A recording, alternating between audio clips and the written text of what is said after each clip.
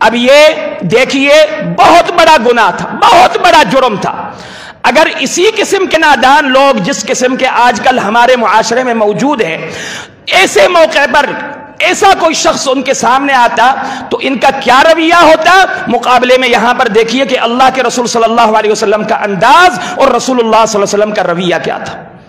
آگے چلیے ایک اور واقعہ آپ کے سامنے رکھتے ہیں۔ اعوذ باللہ السمیع العلیم من الشیطان الرجیم من ہمزہ ونفخہ ونفثہ بسم اللہ الرحمن الرحیم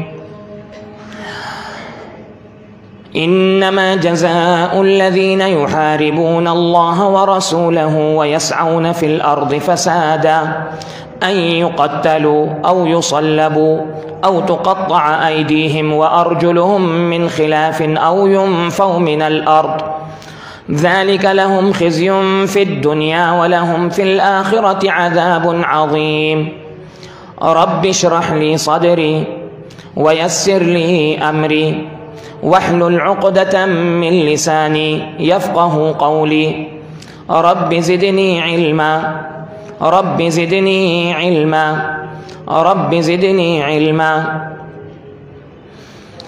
ہر قسم کی حمد، تعریف، کبریائی، عظمت، بزرگی، تمجید، تحمید، تعظیم، تکبیر، تحلیل اللہ رب العالمین کے ذات اقدس کے لیے ہوں۔ اس کے بعد انگنت، لا تعداد، بے شمار، لا حساب درود و سلام امام الانبیاء، افضل الرسل، رسول الثقلین، رحمت للعالمین، خاتم النبیین، سید الاولین والآخرین، محمد الرسول اللہ صلی اللہ علیہ وآلہ وصحبہ وسلم کے ذات گرامی پر ہوں۔ مختصر حمد و ثنا کے بعد عزیز دوستو، بزرگوں، برادران اسلام، چند روز قبل ہمارے ملک کے شہر سیالکوٹ میں جو واقعہ پیش آیا تھا، آپ سب احباب اس سے ضرور واقف ہوں گے، اور ہو بھی سکتا ہے کہ اس منبر پر اس پر گفتگو بھی کی گئی ہے، لیکن چونکہ ہر عالم کا اور ہر ایک خطیب کا ایک اپنا انداز ہے،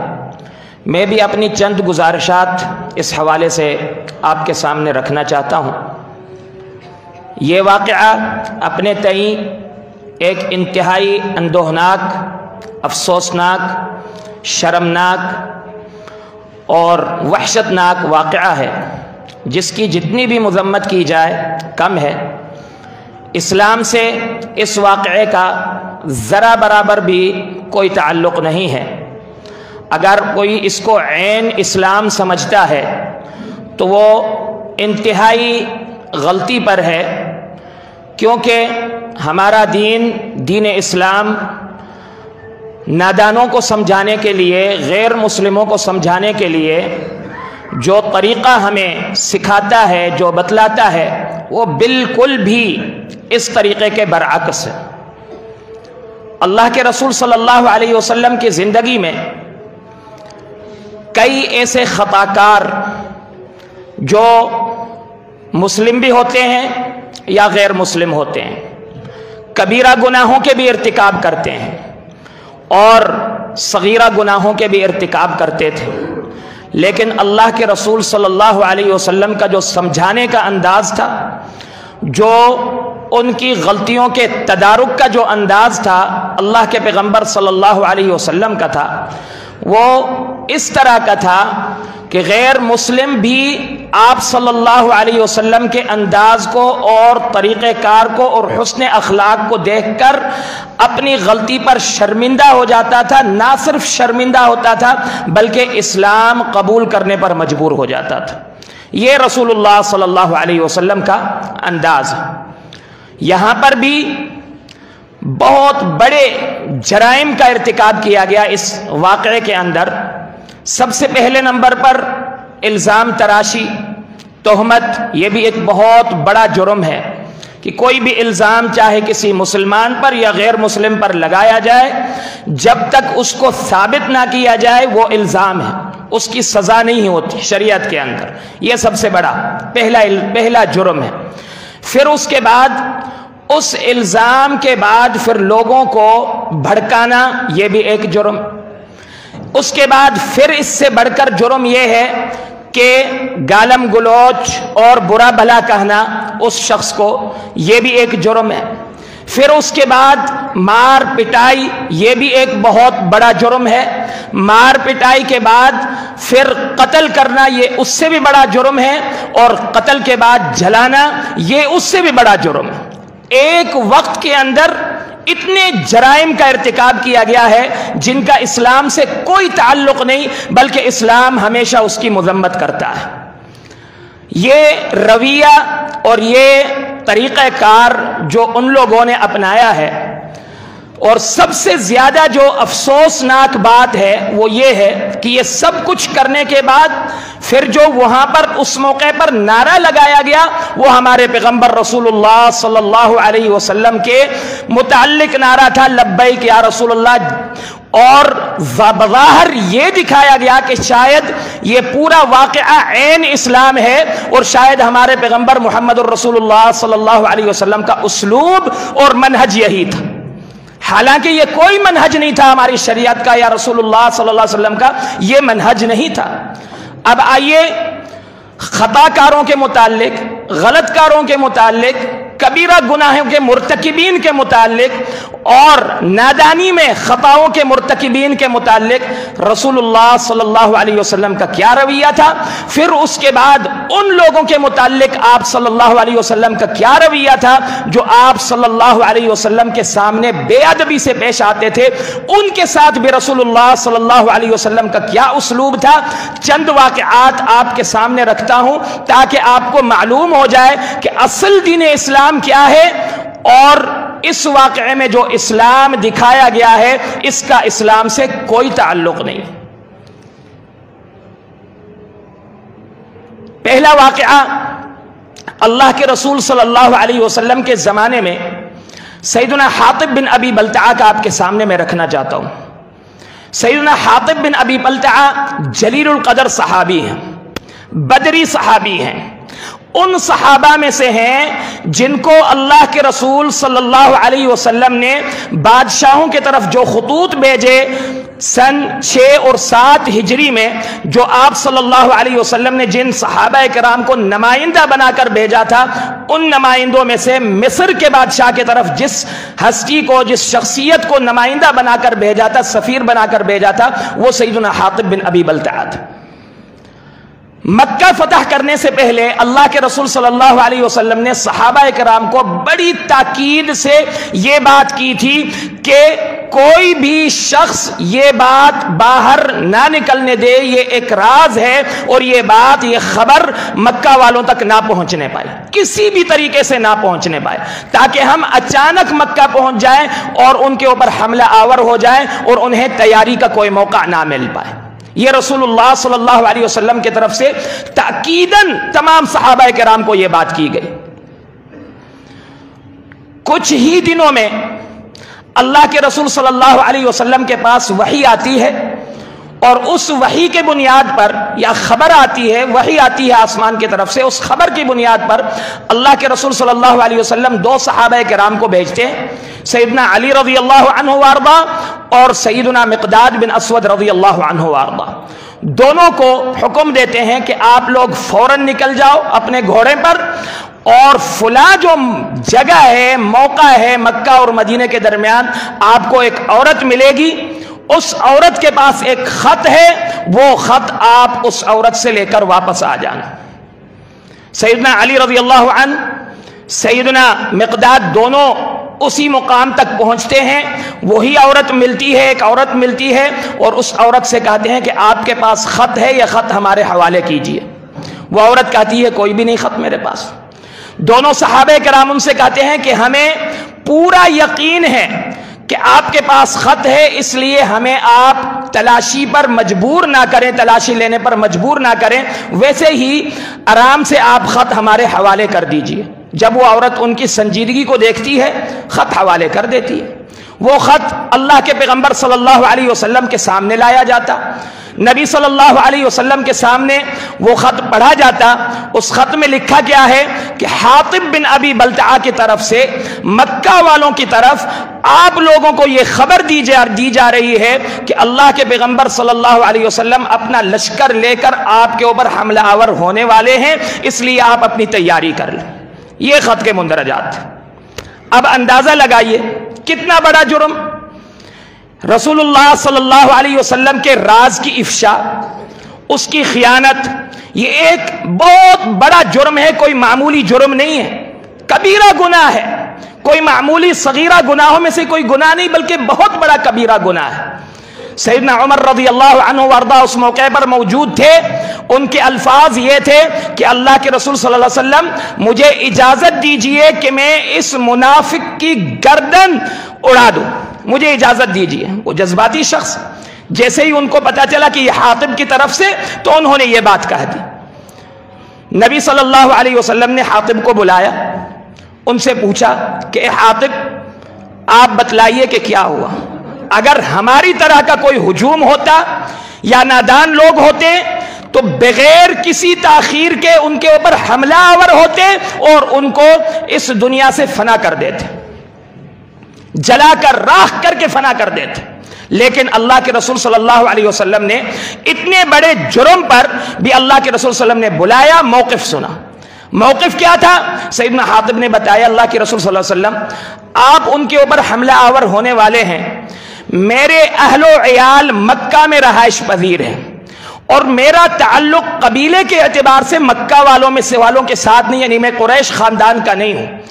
آپ کے جتنے بھی باقی دیگر صحابہ کرام جو مہاجر صحابہ کرام ہیں، جن کے اہل و عیال وہاں پر موجود ہیں، تو وہ قریش قبیلے سے تعلق رکھتے ہیں، ان کے خاندان کے بہت سارے افراد مکہ میں موجود ہیں جو حملہ کی صورت میں ان کی حمایت کرتے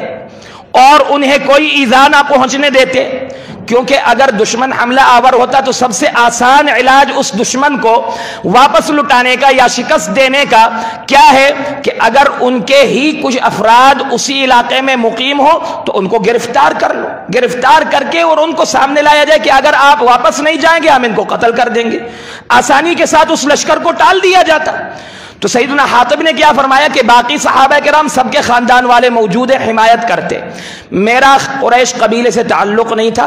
خاندان میرا وہاں پر موجود تھا، مجھے خطرہ لاحق ہوا کہ اگر اس اچانک حملے کے نتیجے میں کہیں میرے اہل و عیال کو گرفتار نہ کر لیں، انہیں قتل نہ کر لیں، تو میں نے یہ سوچا کہ چلو ان کو اطلاع دے دوں تو اس خیر خواہی کے نتیجے میں وہ میرے اہل و عیال کو کوئی گزند نہ پہنچاتے۔ یہ میرا موقف تھا، یہ وجہ تھی جس کی وجہ سے یہ میں نے خط لکھا۔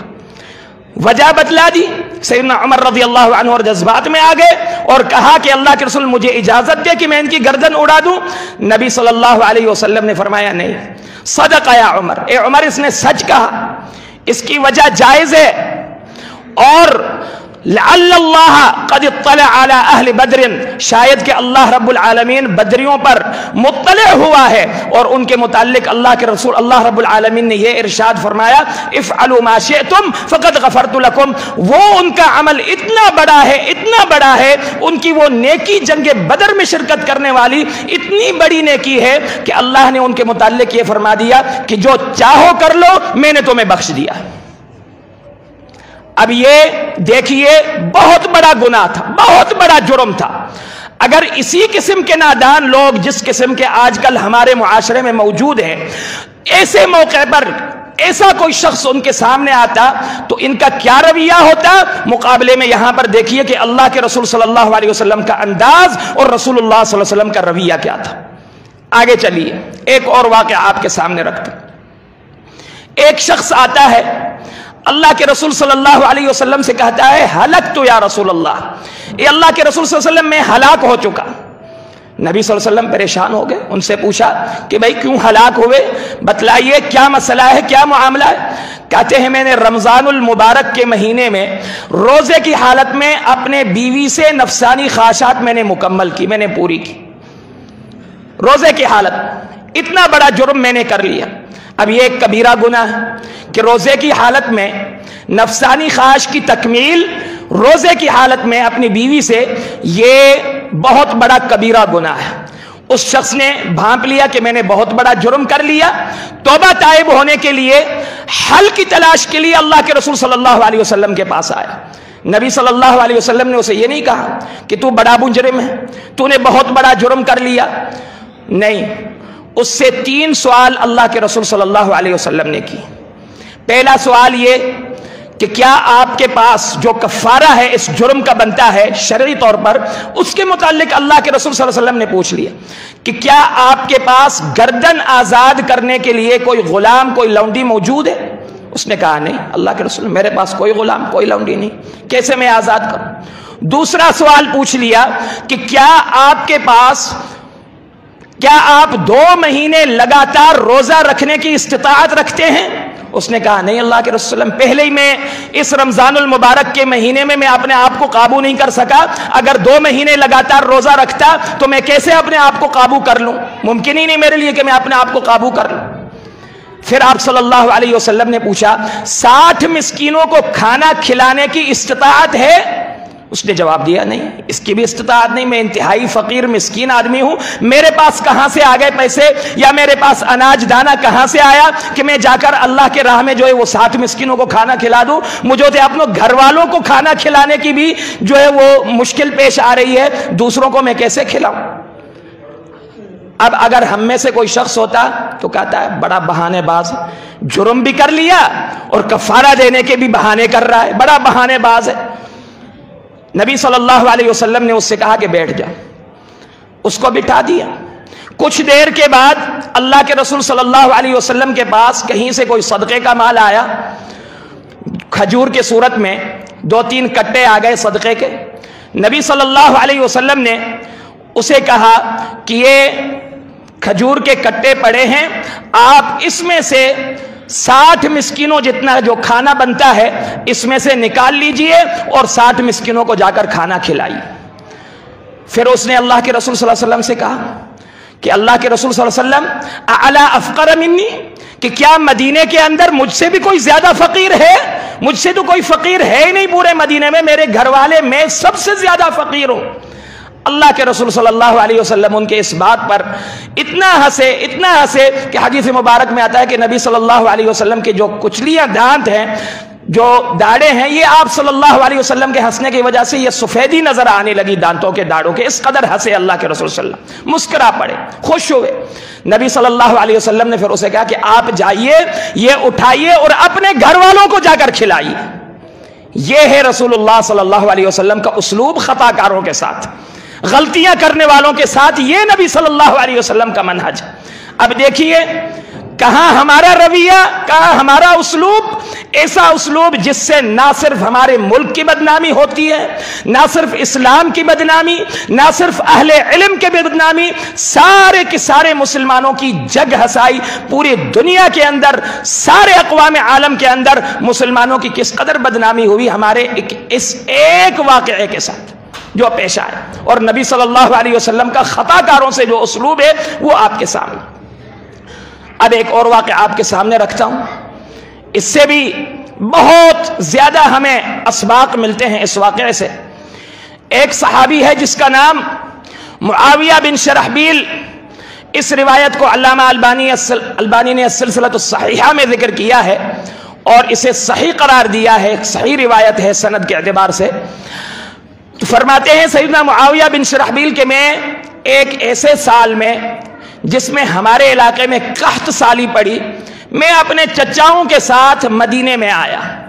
شدید بھوک لگی ہوئی تھی، بہت سخت شدید بھوک لگی ہوئی تھی، بھوک برداشت نہیں ہو سکی۔ ایک باغ، ایک فصل سامنے نظر آئی، گندم باغ تھا اور اس میں فصل اگی ہوئی تھی گندم کی، گندم کے اس فصل میں جا گھسا اور چند سٹے اس میں سے توڑ کے ان کو فرکا اور پھر اس کے بعد دانے نکال لیے، اور وہ دانے کچھ میں نے کھا لیے اور کچھ میں نے اپنے قمیض میں رکھ لیے کہ چلو میں بعد میں کھا لوں، نادانی میں نے یہ کر لیا۔ اب اچانک باغ کا مالک پہنچ جاتا ہے، دیکھتا ہے کہ یہ شخص میرے فصل کو ضائع کر رہا ہے اور چوری بھی کر رہا ہے، کھا بھی رہا ہے بغیر اجازت کے، اتنے سارے جرائم، اور پھر نہ صرف کھا رہا ہے بلکہ اپنے قمیض میں بھی بھر کے لے جا رہا ہے۔ کتنے بڑے جرم، بظاہر بہت بڑے جرم ہیں۔ اس شخص نے، اس مالک نے آ کر، سیدنا معاویہ فرماتے ہیں کہ آ کر مجھے برا بلا کہا، ڈانٹا، پھر اس کے بعد پیٹا بھی۔ پیٹنے کے بعد جو میرے پاس وہ چادر تھی، قمیض تھی، جو بھی کچھ تھا، وہ چادر جس میں میں نے وہ دانے رکھے ہوئے تھے، وہ چادر بھی مجھ سے بدلے میں چھین لی کہ آپ نے میرا نقصان کیا، اس لیے اب یہ چادر میں اس نقصان کے ازالے کے لیے اپنے پاس رکھتا ہوں۔ رکھ لی اس کو۔ جب اس نے یہ کارروائی کی باغ کے مالک نے، سیدنا معاویہ فرماتے ہیں کہ میں اللہ کے رسول صلی اللہ علیہ وسلم کے پاس گئے۔ نبی صلی اللہ علیہ وسلم کو پہنچنے کے بعد رسول اللہ صلی اللہ علیہ وسلم سے جا کر میں نے شکایت کی۔ نبی صلی اللہ علیہ وسلم نے باغ کے مالک کو بلایا کہ آپ بتلائیے، آپ نے اس کو کیوں ڈانٹا، کیوں مارا، پھر اس کے بعد آپ نے اس کی چادر یا قمیض کیوں چھینی؟ اس نے سارا ماجرا بتا دیا کہ اس نے میرا نقصان کیا، خود بھی گندم کھا لی، سٹے توڑ دیے، ضائع کیا میرے فصل کو، پھر نہ صرف کھایا بلکہ قمیض میں ڈال کے بھی لے جا رہا تھا۔ پھر مجھ سے پوچھا کہ آپ نے یہ کام کیوں کیا؟ میں نے جواب دیا، اللہ کے رسول صلی اللہ علیہ وسلم، اس قدر شدید بھوک تھی، افلاس کی وجہ سے ہم مدینے میں آئے کچھ لینے کے لیے، کچھ دانے حاصل کرنے کے لیے، لیکن آپ سے کچھ لینے سے پہلے مجھے اس قدر شدید بھوک لگی ہوئی تھی کہ میں مرا جا رہا تھا، جس کی وجہ سے مجبوراً میں نے یہ عمل کیا۔ میں جو ہے وہ جان بوجھ کر یہ میں نے نہیں کیا بلکہ مجبوری کی حالت میں نے کی۔ نبی صلی اللہ علیہ وسلم نے اس باغ کے مالک کو کہا، اما علمتہ اذ کان جاہلا، اگر یہ لا علم ہے، نادان ہے، غلطی پر ہے، تو آپ نے اس کو اچھے انداز میں اسلام کی تعلیم کیوں نہیں دی؟ یہ غلطی پر تھا، نادان تھا، اس کو معلوم نہیں تھا کہ اجازت لے کر جو ہے وہ کچھ کھانا چاہیے، اس کو علم نہیں ہے،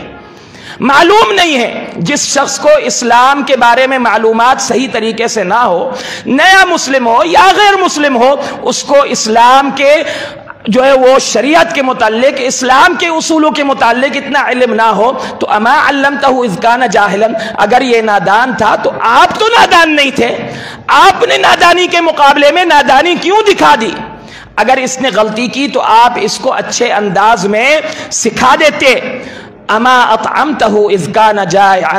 اللہ اکبر، اگر یہ بھوکا تھا تو آپ کو تو بیٹھ کر کھانا پیش کر دینا چاہیے تھا، پوچھنا چاہیے تھا کہ کیوں آپ نے یہ کام کیا، آپ کو بھوک لگی ہوئی تو بیٹھ جائیے، میں آپ کو کھانا کھلاتا ہوں، احسن انداز میں آپ کھانا کھلاتے، یہ کام آپ کو کرنا چاہیے تھا۔ یہ آپ نے کیا کر دیا کہ آپ نے اس کو پیٹا بھی، اس کی چادر بھی چھین لی، اور اتنا بڑا آپ نے اتنی بڑی کارروائی اس کے ساتھ کر دی۔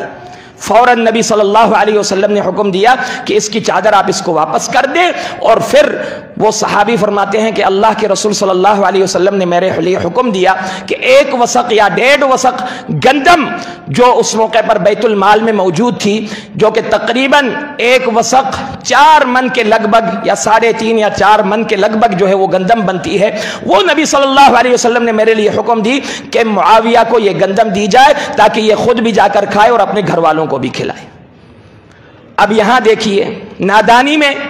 جرم کا ارتکاب ہوا۔ نبی صلی اللہ علیہ وسلم نے یہ نہیں کہا کہ آپ نے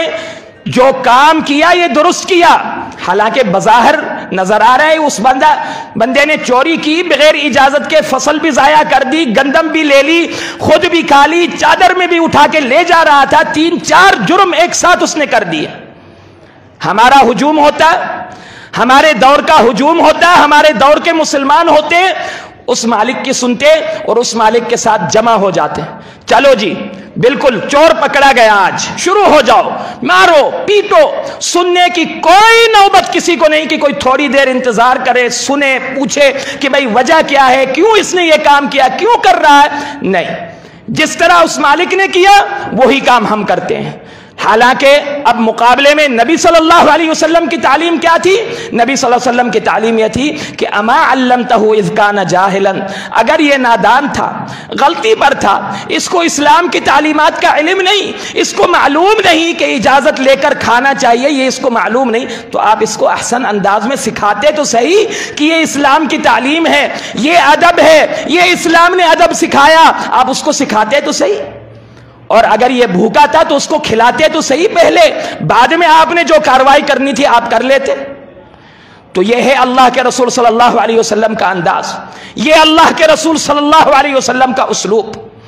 آگے چلیے، ایک واقعہ اور آپ کے سامنے رکھتا ہوں، یہ ایک کافر کا واقعہ ہے، کافر کا واقعہ آپ کے سامنے رکھ دیتا ہوں۔ ایک کافر شخص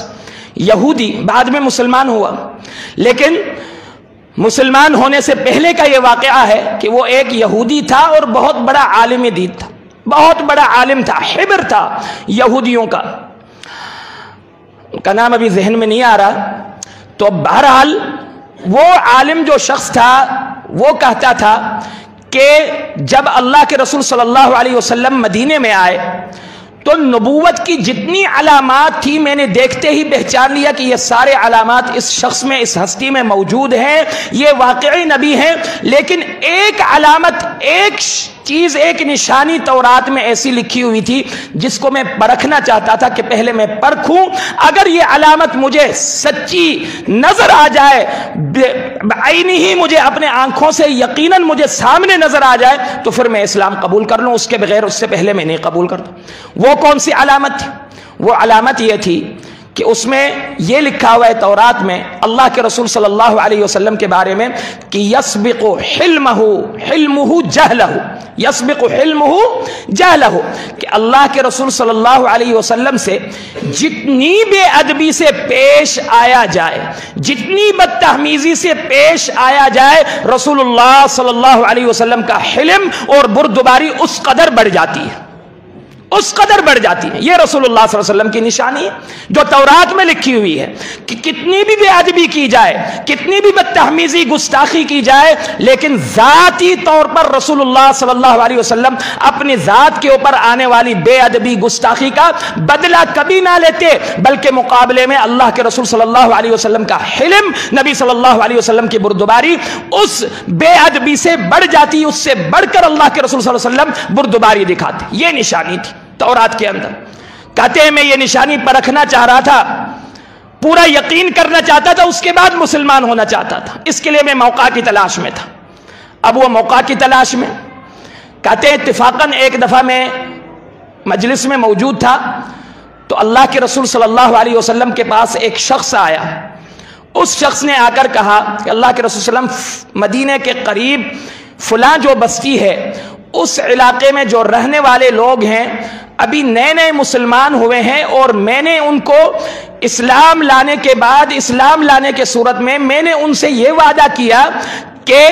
آپ لوگوں کو مدینے کی طرف سے اتنی اتنی گندم یا اتنا اتنا اناج ملے گا، یعنی کچھ لالچ دے کر، کچھ طمع دے کر، کچھ حرص دے کر میں نے ان کو اسلام قبول کرنے پر آمادہ کیا۔ اس میں کوئی حرج نہیں، ابتدائی طور پر اسلام میں داخل کرنے کے لیے آپ سارے حربے اختیار کر سکتے ہیں، جب تک کہ کسی کے دل میں اسلام پختہ نہ ہو جائے۔ ابتدائی طور پر نبی صلی اللہ علیہ وسلم سخاوت کے ذریعے، کرم نوازی کے ذریعے اللہ کے رسول صلی اللہ علیہ وسلم نے بڑے بڑے لوگوں کو اسلام میں داخل کر لیا تاکہ یہ آ جائے، ہمارے طریقہ کار کو دیکھ لے، ہمارے منہج کو دیکھ لے، ہمارے اسلوب کو دیکھ لے، پھر اس کے بعد ان کے اندر دین پختہ ہو جائے گا۔ اس سے پہلے ہر حربہ، ہر وسیلہ دعوت دین میں اختیار کیا جا سکتا ہے۔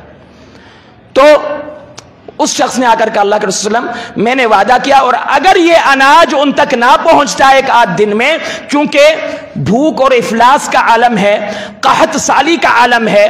بارشیں کئی سالوں سے نہیں ہوئی، کافی طویل عرصے سے بارشیں نہیں ہوئی، اناج ان کے پاس دانہ موجود نہیں، اگر یہ دانہ نہیں ملے گا ان کو تو کہیں وہ اسلام سے بدک نہ جائیں، ہٹ نہ جائیں، چھوڑ نہ جائیں اسلام کو، اس لیے اللہ کے رسول ان کے لیے آپ حکم دیجئے۔ سیدنا عمر رضی اللہ عنہ وارضہ اس موقع پر شاید موجود تھے، وہ صحابی فرماتے ہیں تو اللہ کے رسول صلی اللہ علیہ وسلم سیدنا عمر رضی اللہ عنہ سے پوچھتے کہ کیا بیت المال میں کچھ ہے؟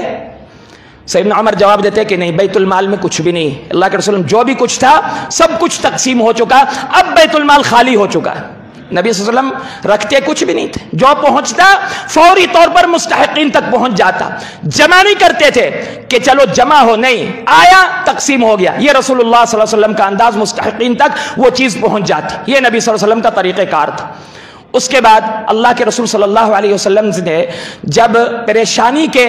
آثار آپ کے چہرے پر نظر آئے کہ اب ان لوگوں کو اناج کیسے پہنچا دیا جائے، تو وہ یہودی جو عالم تھا، بہت بڑا مالدار تھا، مدینے کے بہت بڑی مالدار شخصیت تھی، وہ اللہ کے رسول صلی اللہ علیہ وسلم کے سامنے حاضر ہوتے اور کہتے یا محمد، اے محمد صلی اللہ علیہ وسلم، اگر آپ چاہیں تو میں اتنے عرصہ تک کے لیے آپ کو اتنی مثقال گندم یا دینار یا جو بھی اناج ہے وہ میں آپ کو اتنے عرصے تک ادھار پر دے سکتا ہوں، 3-4 ماہ کی مدت یا جتنی بھی مدت اس نے طے ہوئی۔ تو اللہ کے رسول صلی اللہ علیہ وسلم نے بخوشی ان کی ادھار، ان کا جو ادھار دیا ہوا اناج ہے وہ قبول کر لیا کہ ٹھیک ہے، تاکہ مسلمانوں کی حاجت اور ضرورت پوری کی جائے، ادھار لے کر بھی اللہ کے رسول صلی اللہ علیہ وسلم ان کی حاجت کو پورا کرتے تھے۔ تو کہتے اب مجھے موقع مل گیا۔ جب وہ وقت مقررہ آیا لینے کا، ابھی پورا نہیں ہوا، 2-3 دن ابھی باقی تھے، کہتے ہیں اب میرے پاس موقع آیا کہ میں آزما لوں اس نشانی کو جو تورات میں نبی صلی اللہ علیہ وسلم کے متعلق لکھی ہوئی تھی۔ تو کہتے نبی صلی اللہ علیہ وسلم کو میں نے دیکھا ایک جگہ پر صحابہ کرام کے ہجوم میں موجود تھے، بیٹھے ہوئے تھے، سیدنا عمر بھی اس موقع پر موجود تھے، میں نے کسی کا لحاظ نہیں کیا، کسی کو بھی نہیں دیکھا، اللہ کے رسول صلی اللہ علیہ وسلم کو میں نے جا کر گریبان سے پکڑ لیا، یہ حدیث کے الفاظ ہیں، گریبان سے پکڑ لیا۔ گریبان سے پکڑنے کے بعد اور میں نے کہا اللہ کے رسول صلی اللہ علیہ وسلم کو یا محمد، اے محمد صلی اللہ علیہ وسلم، آپ مجھے اپنا حق کیوں واپس نہیں کر رہے؟ میں نے ہمیشہ دیکھا کہ آپ عبد المطلب کی اولاد ہمیشہ ٹال مٹول سے کام لیتے ہو۔ گریبان سے پکڑ کے یہ الفاظ صحابہ کے سامنے، وہ بھی سیدنا عمر رضی اللہ عنہ، ان کے سامنے وہ یہودی یہ الفاظ کہہ رہا ہے کہ میں نے دیکھا کہ آپ عبد المطلب کی اولاد ہمیشہ جو ہے وہ ٹال مٹول سے کام لیتے ہو، میں نے ہمیشہ آپ لوگوں کو آزمایا، ایسا ہی دیکھا، آپ لوگ وقت پر حق واپس نہیں کرتے، مجھے حق کیوں نہیں واپس کرتے؟ یہ انداز، یہ طریقہ، یہ اسلوب، وہ بھی ایک صحابہ کرام کے سامنے رسول اللہ صلی اللہ علیہ وسلم کے ساتھ گریبان سے پکڑ کے۔ اندازہ لگائیے ہم میں سے کوئی شخص اس جگہ پر ہوتا، وہ بھی ہجوم کے ساتھ، اپنے ساتھیوں کے ساتھ، اپنے جان نثاروں کے ساتھ ان کے ساتھ ہوتا تو کیا کرتا، کیا رویہ کرتا، اس یہودی کا کیا حشر نشر کرتے، آپ اندازہ لگا لیجیے۔ اب یہاں پر وہی اسلوب، سیدنا عمر رضی اللہ عنہ کو غصہ آ گیا کہ اے یہودی، آپ اللہ کے رسول صلی اللہ علیہ وسلم سے اس انداز سے مخاطب ہو رہے ہیں۔ اس طریقے سے سیدنا عمر نے ٹھیک ٹھاک اس یہودی کو جو ہے وہ اس موقع پر کچھ الفاظ ایسے سنا دیے جو انتہائی سخت الفاظ تھے۔ اللہ کے رسول صلی اللہ علیہ وسلم نے فرمایا مہ یا عمر، اے عمر رک جاؤ، آپ کو اس یہودی کو ڈانٹنا نہیں چاہیے، بلکہ آپ کو ہم دونوں کو سمجھانا چاہیے۔ پہلے آپ مجھے سمجھاتے کہ اللہ کے رسول صلی اللہ علیہ وسلم اس شخص کا جو حق ہے، آپ اپنا حق اس کو اچھے انداز میں آپ واپس کر دیجئے، واپس کر دیجئے، اس کا حق، اس کا ٹائم ہو چکا، آپ اپنا حق واپس کر دیجئے۔ آپ مجھے پہلے سمجھاتے کہ حق کا ٹائم ہو چکا، واپس کر دیں حق، اور اس کو بھی آپ سمجھاتے کہ آپ اپنا حق لینے کا اسلوب اور انداز اچھے انداز میں اس کو سمجھاتے کہ اگر آپ کا حق ہے تو حق لینا آپ کا حق بنتا ہے، لیکن اس کا اسلوب آپ بہتر بنا دے۔ آپ ہم دونوں کو سمجھاتے بجائے اس کے کہ آپ اس کے اوپر غصہ کرتے، بہتر یہ تھا کہ آپ ہم دونوں کو اس انداز سے سمجھاتے، تو یہ آپ کے حق میں بہتر تھا۔ پھر اللہ کے رسول صلی اللہ علیہ وسلم نے سیدنا عمر کو کہا، وہ یہودی چلا گیا، اتنا کچھ کرنے کے بعد چلا گیا، اب دیکھنا چاہ رہا تھا کہ کیا اللہ کے رسول صلی اللہ علیہ وسلم کریں گے۔ تو اللہ کے رسول صلی اللہ علیہ وسلم نے سیدنا عمر رضی اللہ عنہ کو کہا کہ عمر جا کر اس شخص کو اپنا پورا حق بھی دیجئے اور دوسری جنس میں سے 20 مثقال اضافی بھی ان کو دیجئے۔ اضافی یعنی واپسی میں یہ اس کی شرط نہیں تھی کہ اضافی مجھے مل جائے پھر تو وہ سود بنتا، یہ اللہ کے رسول صلی اللہ علیہ وسلم اپنی طرف سے ان کو اضافی دے رہے تھے، کیونکہ سیدنا عمر رضی اللہ عنہ وارضاہ نے ان سے برا بھلا کہا اور ان سے سخت الفاظ، ان کی تنبیہ کی اور ان سے سخت الفاظ میں گفتگو کی، اس کے بدلے میں اللہ کے رسول صلی اللہ علیہ وسلم ان کو یہ اضافی رقم یا اضافی اناج دینا چاہ رہے تھے۔ جب سیدنا عمر پہنچے، ان کو دیا اپنا حق پورا، اور پھر یہودی نے دیکھا کہ مجھے کچھ اضافی بھی دیا گیا، تو اس نے فوراً پوچھا سیدنا عمر سے، عمر یہ تو میرا حق ہے، یہ جو آپ اضافی دے رہے ہو یہ کس چیز کے دے رہے ہو؟ سیدنا عمر نے جواب دیا کہ اللہ کے رسول صلی اللہ علیہ وسلم نے مجھے حکم دیا کہ میں نے جو آپ کو برا بھلا کہا، جو آپ کو ڈانٹا، جو میں نے آپ کی تنبیہ کی، جو میں نے آپ کے متعلق سخت الفاظ ادا کیے، آپ کو میں نے ڈرایا دھمکایا، اس ڈرانے دھمکانے کے مقابلے میں، بدلے میں اللہ کے رسول صلی اللہ علیہ وسلم نے مجھے کہا کہ یہ اضافی اناج اس یہودی کو جا کر دیجیے۔ یہ رسول اللہ صلی اللہ علیہ وسلم کا حلم ہے، یہ بردباری ہے۔ اب وہ یہودی شخص سیدنا عمر رضی اللہ عنہ وارضاہ کہتے ہیں عمر آپ مجھے پہچانتے؟ کہتے ہاں آپ وہ یہودی عالم ہیں۔ تو کہتے ہیں عمر ان سے پوچھتے کہ آپ نے یہ رویہ کیوں اللہ کے رسول صلی اللہ علیہ وسلم سے کیا، کیوں آپ اس انداز سے پیش آئے رسول اللہ صلی اللہ علیہ وسلم کے ساتھ؟ تو وہ یہودی عالم کہتا کہ میں نے تورات میں جو پڑھا ہے کہ یہ ایسا نبی ہے کہ ان سے جتنی بھی نادانی کی جائے، جتنی بھی بدتہمیزی کی جائے، جتنی بھی گستاخی کی جائے، جتنی بھی بے ادبی کی جائے، وہ اس سے بڑھ کر بردباری دکھاتا ہے۔ ساری نشانیاں میں نے دیکھی تھی، یہ نہیں دیکھی تھی، اب میں یہ نشانی دیکھنا چاہ رہا تھا، یہ کام میں نے اس لیے کیا، اور اے عمر اب مجھے یقین ہو گیا کہ یہ سچا نبی ہے۔ رضیت باللہ ربا وبالاسلام دینا وبمحمد صلی اللہ علیہ وسلم نبیا، میں راضی ہوا اللہ کو رب مان کر، اسلام کو دین مان کر، اور محمد الرسول اللہ صلی اللہ علیہ وسلم کو نبی مان کر۔ پھر وہ شخص اللہ کے پیغمبر صلی اللہ علیہ وسلم کے پاس آتا اور کہتا اللہ کے رسول صلی اللہ علیہ وسلم کلمہ پڑھتا اشہد ان لا الہ الا اللہ واشہد ان محمد رسول اللہ۔ پھر اس کے بعد کہتا اللہ کے رسول صلی اللہ علیہ وسلم میں مدینے کا سب سے زیادہ مالدار شخص ہوں، یہودیوں میں سے سب سے زیادہ مالدار۔ اللہ کے رسول صلی اللہ علیہ وسلم میں گواہی دیتا ہوں کہ آج کے بعد میری ملکیت کا جو نصف حصہ ہے یہ امت محمدی کے لیے وقف ہے، امت محمدی کے لیے وقف ہے۔ نشانی دیکھنے کے بعد، رسول اللہ صلی اللہ علیہ وسلم کی بردباری کو دیکھنے کے بعد، انداز اسلوب دیکھنے کے بعد، منہج دیکھنے کے بعد، رسول اللہ صلی اللہ علیہ وسلم کا طریقہ کار دیکھنے کے بعد دل پسیج گیا اور اپنی پوری ملکیت، آدھی ملکیت اللہ کے راہ میں وقف کر دی۔ نبی صلی اللہ علیہ وسلم نے فرمایا کہ پوری امت کو تو آپ نہیں کھلا پا سکتے، چند افراد کے لیے آپ اس کو مختص کر دیں اور ان کو آپ جو ہے وہ تقسیم کر دیں، ان کے اوپر تقسیم کر دیں، ان کو دیجیے۔ تو یہ ہے میرے دوستو اللہ کے رسول صلی اللہ علیہ وسلم کا انداز اور رسول اللہ صلی اللہ علیہ وسلم کا طریقہ ہے۔ چند اور بڑے دلچسپ واقعات تھے جن سے اسلام کا منہج اور اسلوب نادانوں کے ساتھ، غلط کاروں کے ساتھ، کبیرہ گناہوں کے مرتکبوں کے ساتھ آپ کے سامنے میں پیش کرنا ضرور چاہ رہا تھا، لیکن وقت اجازت نہیں دے رہا۔ صرف ایک آخری واقعہ آپ کے سامنے رکھتا ہوں، مشہور واقعہ ہے، شاید آپ نے سنا ہے، اس شخص کا واقعہ جو اعرابی تھا، بادیہ نشین شخص تھا، جنگلوں کا رہنے والا شخص تھا، خیموں اور بستیوں میں رہنے والا شخص تھا، نادان شخص تھا۔ مدینے میں مسجد نبوی میں آ کر اللہ کے رسول صلی اللہ علیہ وسلم کے مسجد سے ایک آدھ بات پوچھتا ہے، سوال کرتا ہے۔ تھوڑی دیر کے بعد اسے پیشاب کی حاجت لگتی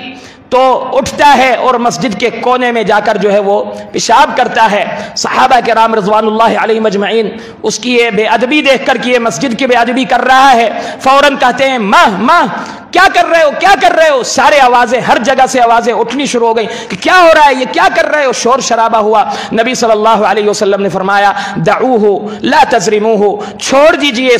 اس کو بیچ میں اپنا پیشاب روکنے مت دو، اس کو چھوڑ دیجئے، اپنی حاجت پوری کر لے۔ اگر آپ لوگ، یہ الفاظ نہیں ہیں لیکن وجہ یہ ہے کہ اللہ کے رسول نے کیوں منع کیا کہ اگر صحابہ کرام ان کو آدھے میں اٹھا دیتے، چھڑوا دیتے، روک دیتے تو اس سے ایک تو صحت کے اعتبار سے بھی بڑا کچھ اس کو نقصان ہو سکتا تھا، اور دوسرا یہ تھا اس کے کپڑے بھی ناپاک ہو سکتے تھے، اس کا بدن بھی ناپاک ہو سکتا تھا، اور مسجد میں وہ نجاست اور زیادہ پھیل سکتی تھی، اور زیادہ پھیلنے کا امکان تھا۔ اس لیے اللہ کے رسول صلی اللہ علیہ وسلم نے ان سے منع فرما دیا کہ اس کو چھوڑ دو۔ بعد میں اللہ کے رسول صلی اللہ علیہ وسلم نے ان کو بلایا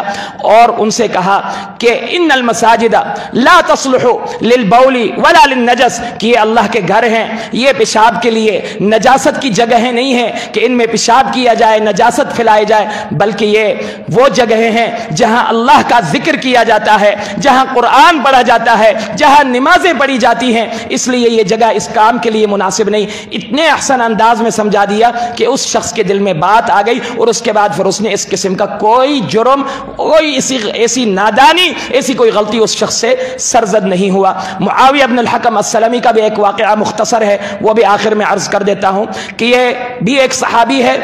اللہ کے رسول صلی اللہ علیہ وسلم کے مسجد میں آ کر نماز پڑھتا ہے، اور نماز پڑھنے کے دوران کسی کو چھینک آ جاتی ہے، کہتا ہے الحمدللہ، یہ بلند آواز میں نماز ہی کی حالت میں کہتا ہے یرحمک اللہ، بلند آواز میں۔ جب اس نے بلند آواز میں یرحمک اللہ کہہ دیا تو سارے جو صحابہ کرام وہاں نماز پڑھ رہے تھے